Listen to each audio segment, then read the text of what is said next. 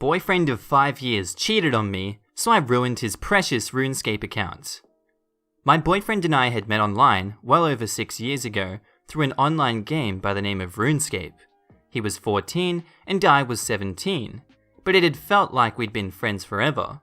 We both played the game very often and connected through it, eventually leading us to start a long-distance relationship. Things began to escalate as the years went on, and we began seeing each other in person every few months or so. We were about 1,500 miles apart, so one of the main priorities for the future was moving in together and closing the distance. My job had prevented us from doing that, but we had finally set a date for me to move in with him in December of this year. Our relationship had never had any serious issues, and I was more than happy to have him in my life as he was happy to have me. As I got older, I began to play Runescape less and less, as work took up most of my time. He continued to play regularly, if not more than he had when I first met him. He could never really hold down a job and barely had an income, but I supported him throughout the years and even paid his rent from across the country after he moved out of his parents' house a few years ago. I never really minded it because he was a sweetheart, but we began to have problems. In November of last year, I couldn't help pay his monthly rent. I was short on cash after having to pay my own living expenses, alongside car repairs and bills I owed to the state, and I just couldn't afford to support him at the time. When I called him one night to discuss it, he freaked out and started crying that he didn't want to live with his parents again. I tried calming him down and even suggesting that I could help him find a temporary job until I could start providing for him again, but he wasn't having it.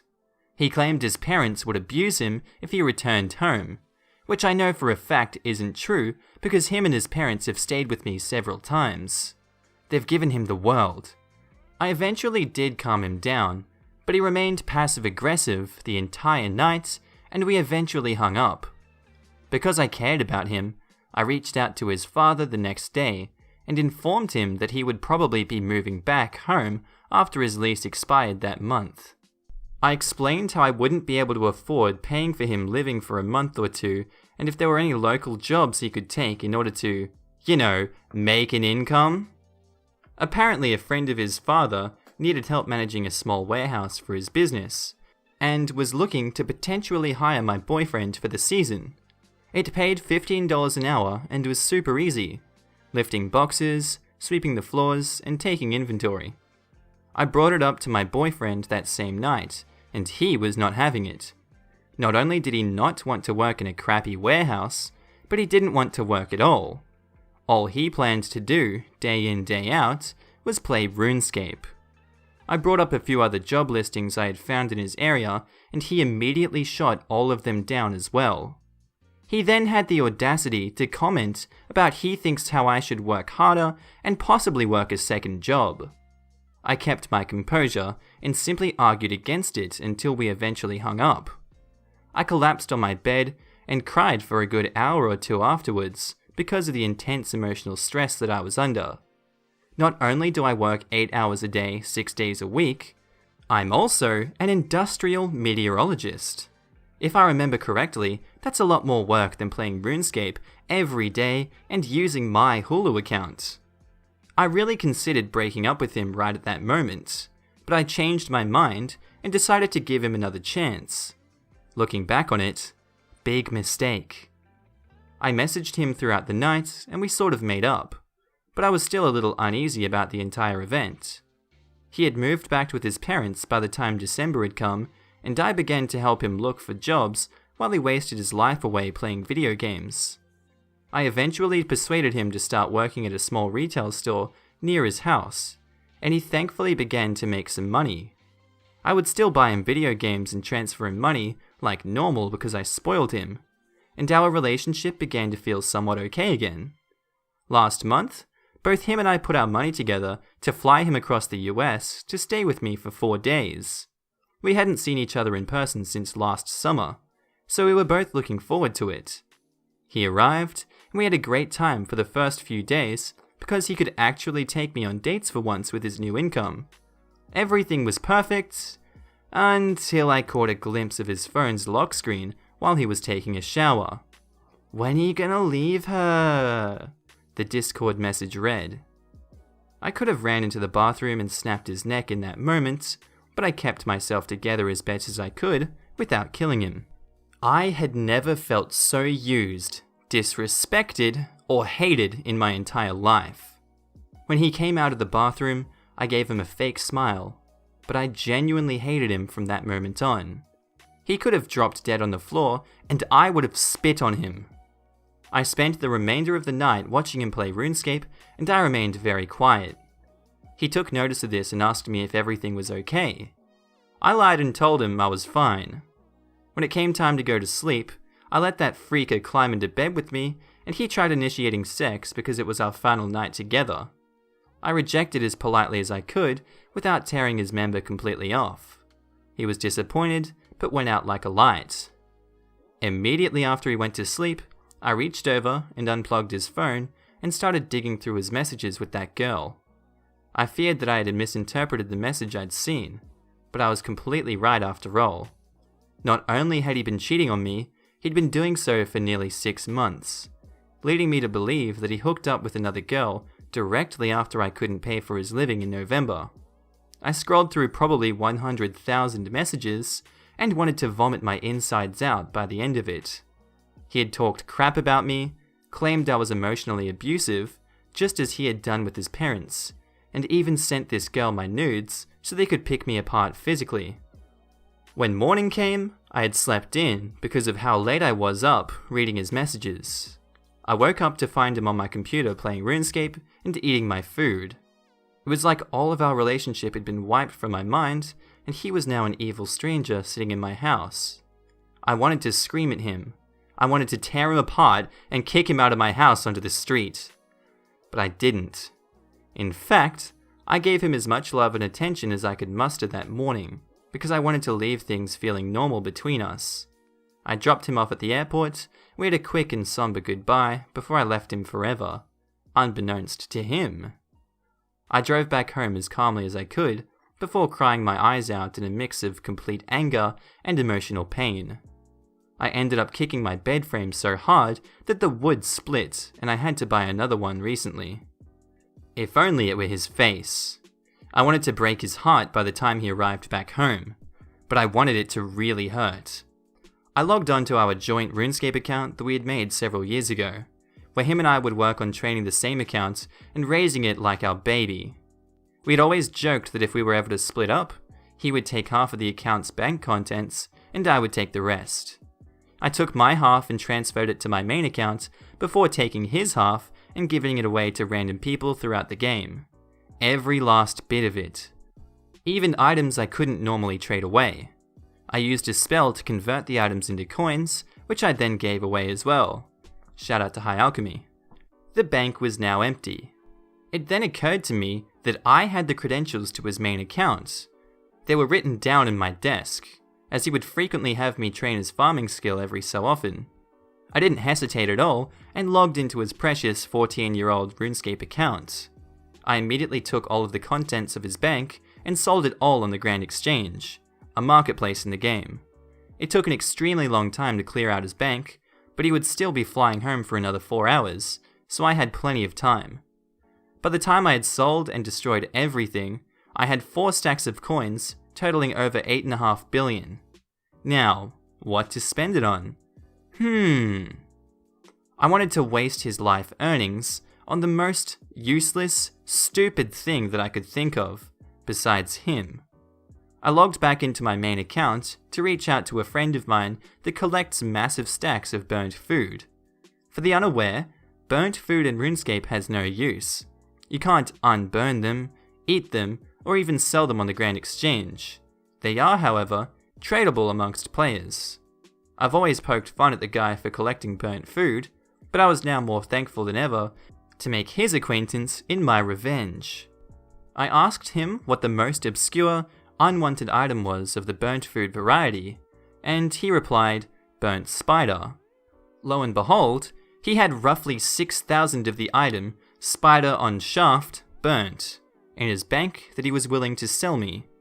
Feeling generous with my ex-boyfriend's coins, I gave my friend a full stack of 2.147 billion coins and left a very happy customer. I dropped the 6,083 burnt spiders in his bank, but we still had about 6 billion coins left to spend. With the remaining money, I decided to treat myself. I went onto the Grand Exchange and ended up going on a shopping spree. The first thing I bought were 100 bonds. If you're not familiar, a bond in RuneScape grants you 14 days of in-game membership. After trading all 100 bonds to my account, I now have almost 4 years of membership paid for me. I spent a majority of his coins on extremely nice armor and weapons, all of which went straight into my account. He still had about an extra billion, so I spent it on the supplies I needed to level up an expensive skill of mine. By the end of the afternoon, he was left with a measly 150,000 coins in his bank, all of which I gave to a guy cooking pizzas outside of the exchange. Nothing was left, so I decided to pick up a pile of bones off the ground and leave it solely in his bank. It might sound petty, but I laughed for a while. Now, I know what you're thinking. This is so cruel. You ruined the tens of thousands of hours he'd put into the game. Well, it was time that he learned that I can be a binch. A mean binch. On top of spending every last coin he had ever made, I leveled his defense skill. This may not sound bad.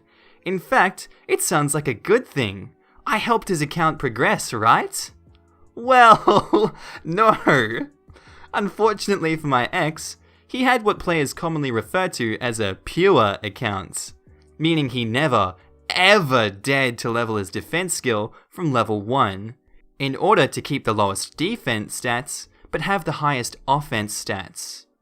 Well, not anymore. Have fun with your permanent level 6 defense.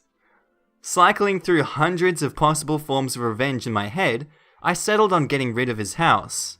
It's quite an achievement in RuneScape to have a nice house of your own. In fact, he had one of the nicest I'd ever seen in the game. In order to have it built, he must have spent well over a few billion coins. Too bad, I had disassembled it all in a matter of minutes, deleting it all into cyberspace. And there's no insurance either. He's going to have to rebuy everything with his non-existent money if he wants a new house. Bye-bye, Casa de Cheetah. Scrolling through his friends list, I decided to act as him and pay a visit to his friends, who were currently online, and admit that I had cheated on my girlfriend and was fully proud of it. If his friends hadn't removed him by that point, I removed them. All of them. Lastly, to add a beautiful little cherry to this revenge-filled cake, I changed his username. You're able to change your username once a month on RuneScape, so I changed it to let everybody know that he's a dirty cheater. I obviously won't drop his username here, but I did the best I could to embarrass him with a 12-character limit. He should be able to reclaim his previous username in about 3 weeks, but if he waits too long, I'll be able to swipe it and slap it on a throwaway account of my own forever. He sent me a very hateful and aggressive message later that night, followed by pictures of him crying.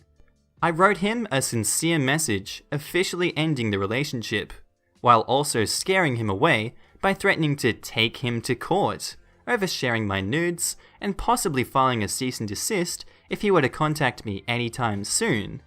I don't plan on doing any of that, I just don't want to speak to him ever again. And yeah, to anyone who's unfamiliar with RuneScape, 8.5 billion gold in-game represents a real-world value of well in excess of $5,000 in real life. US dollars, of course. That's a lot of money. Our next story was posted by user antworten, titled, "No smoke breaks? You better call Saul, bench." Years ago I worked at a school for students with significant challenges. The school was owned by a for-profit company. The owners made money by taking tax dollars for education and spending as little as possible on educational services. The remainder was their profit. I worked as an aide and bus driver, had been a teacher in another state, but had no license in the one my girlfriend, now wife, moved to. So I drove a bus and assisted teachers at this for-profit school for profoundly vulnerable children ages 5 to 22. Funny, it paid more than my teaching gig because drivers and aides get paid by the hour. Back then I smoked a lot. Pack a day at least. Back home, I was definitely one of the smoker teachers you'd see pacing out by the flagpole or loading dock. I needed the cigarettes to teach, and I definitely needed them to drive a fudging bus full of the profoundly challenged, but full-grown delinquents sitting behind me. But the fudging place wouldn't let me smoke. They didn't have the staff to cover me. It was unreal. I'd finally get away after 6 hours in the crap, and just as I go to light a much-missed camel filter, I'd get a radio call saying one of the students took a literal crap and was effectively holding the teacher hostage in the timeout area because no one dared intervene. Got to the point where I wouldn't leave the kids even to pee because there was no one to relieve me or prevent them from running down the middle of the street naked. Seriously, happened more than once. It really ticked me off that I couldn't get smoke breaks at this for-profit asylum.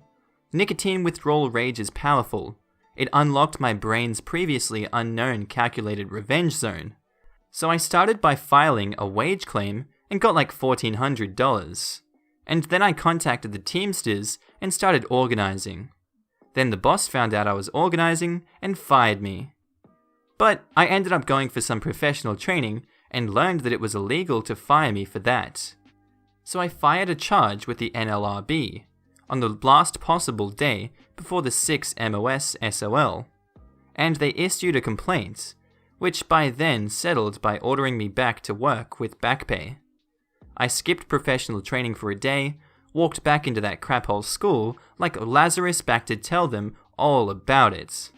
Took a picture of the government poster in the break room announcing to everyone that I was ordered back to work because those frickers violated our rights as workers, and got mad smoke breaks all the day long.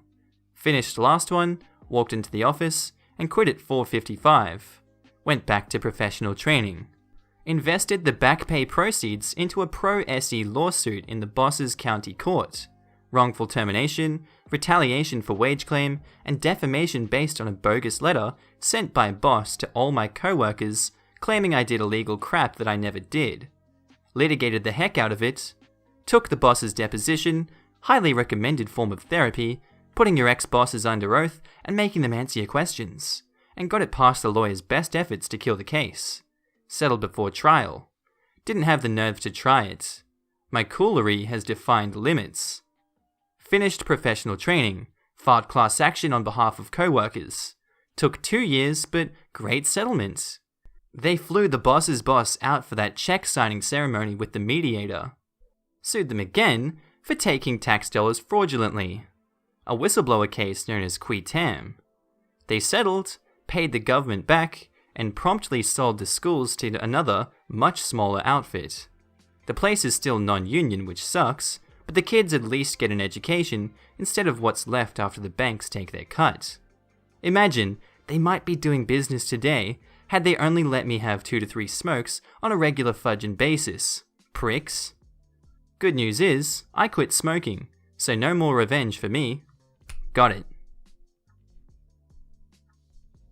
Our next story was posted by user Mama10, titled, "Teacher threatens me with a knife, so I do sweet revenge." Okay, so the offense happened when I was in 5th grade, about 4 years ago, and my revenge happened in the 8th grade, just about 1 year ago.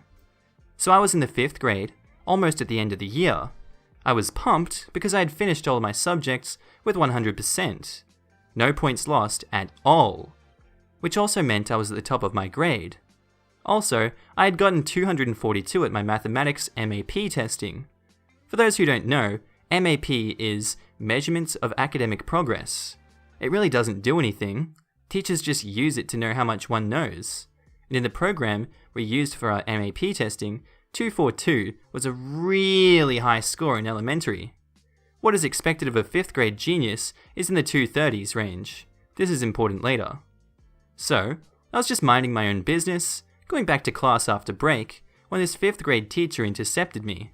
Now, you need to understand that we had 4 classes, like most schools, with an A, B, C, D system.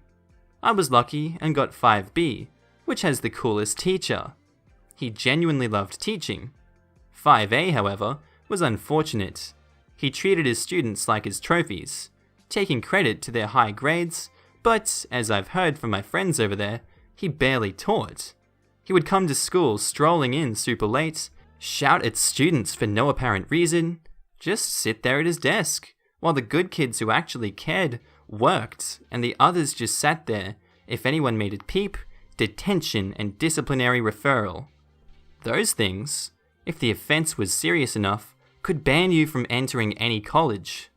He even threatened some poor kid who did nothing wrong with putting a disciplinary referral in for drug possession. What the duck? He wanted to accuse a 10-year-old with drug possession? But that's not our story. Anyways, the jerk never really liked me. I think it was because I had such high marks and he couldn't credit himself to them. So anyways, back to the story where I bumped into him. "Sorry, sir," I mumbled, and then just scooted past him. After that, for some obscure reason, he became ticked off. "Come back!" he shouted. Me, being dumb and scared, stupidly came back. He told me to enter his class, which was full of his students. He then started to shout at me about being disrespectful. And he was so mad that I was shaking in my size 3 shoes. What he said after that was what really stuck in me. "You know what? In South Africa, I'm in my legal right to hurt you with my knife." He then proceeded to get a knife out of the top drawer and put it against my skin, breaking it a little. We weren't in South Africa, we were in Saudi Arabia, but he was from South Africa. He then pointed at another kid and shouted, "Look at this kid! He got 236 on his MAP testing! That means he is a god fucking dang genius! Try to get higher than him, smartass! You think you're so smart, huh? You're just a spoiled brat!" 5A took the test before 5B, so I didn't set the record of 242 yet. After that, I took the MAP test, and he proctored us. He kept smirking at me, kicking my seat, etc., until I finished the test and got 242. Then I looked at him in the eye and said, "Looks like I'm a goddamn genius too." But that wasn't the revenge. You see, I thought it was some hazing ritual to see if I was tough enough for the middle school. I know, stupid, but remember, I was 9 years old at the time. Fast forward 3 years to 8th grade. I did not speak of this to anybody, and the kids who were there were too scared to speak up. Anyways, I chose to tell my best friend. He was horrified and told me to report to him immediately. I realized what he did traumatized me. I was constantly afraid that any adult had a knife up his sleeve and was about to start shouting at me. So I set for revenge. I was not just going to report him, which would get him fired. I went to everyone in that class, documenting all the horrible things he did. With over 30 kids saying with the same kid, with a model student vouching for them, the principal had no choice but to comply, and he knew of the constant trust issues I was having, so he fired him and assured me that he was banned from any teaching position in the country. Edit. Since some people are asking me exactly what I did, I documented everything. First thing I did was to go to the other kids, and they provided me quotes of his threats. I gave the quotes of his threat to me. He also apparently threatened to sheath a knife on them, but he never did, except towards me. He also hit them, and by the grace of God, they happened to take pictures and WhatsApp them to each other to see who endured the most pain as some kind of sick competition. I put them in a Word document, one glorious masterpiece. I also mentioned the disciplinary referral of drug possession that he gave to that kid. The file was about 1 gigabyte, or gigabyte as he wants to put it here. Anyway guys, that might be my favorite episode I've made so far. I really enjoyed that first story, and that voice, please don't get mad at me for it, it's just character work. I really enjoyed doing that, it's something different. If you liked it, tell me what you thought of it in the comments, and yeah, I'll see you next episode. Bye!